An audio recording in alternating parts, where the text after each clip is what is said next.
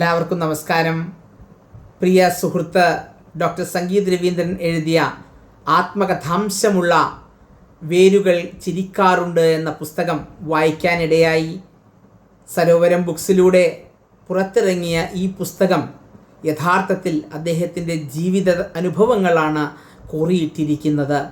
ഇതിൽ എന്നെ ഏറ്റവും അധികം ആകർഷിച്ചത് അദ്ദേഹത്തിൻ്റെ മാധ്യമപ്രവർത്തന കാലത്തെ അനുഭവങ്ങളാണ്.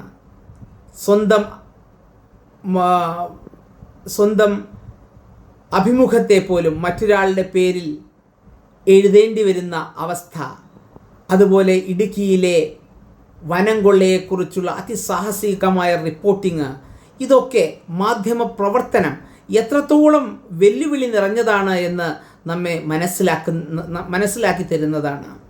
ഒരു യുവ മാധ്യമ പ്രവർത്തകർക്ക് മാധ്യമപ്രവർത്തനത്തെ എങ്ങനെ സമീപിക്കണം എന്ന് വ്യക്തമായി മനസ്സിലാക്കി തരുന്നൊരു പാഠപുസ്തകം പോലെയാണ് ഈ പുസ്തകം പ്രവർത്തിക്കുന്നത്.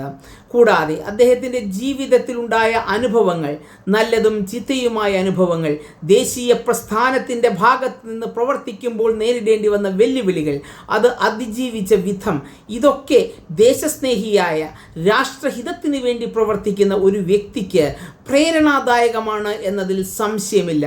ശ്രീ സംഗീത് രവീന്ദ്രൻ്റെ ഈ പുസ്തകം ഏതൊരു വ്യക്തിക്കും ഒരു പുതിയ അനുഭവവും വെല്ലുവിളികളെ നേരിടാനുള്ള ഒരു പുതിയ ഊർജവുമായി പ്രവർത്തിക്കും എന്ന കാര്യത്തിൽ ഒരു തർക്കവുമില്ല.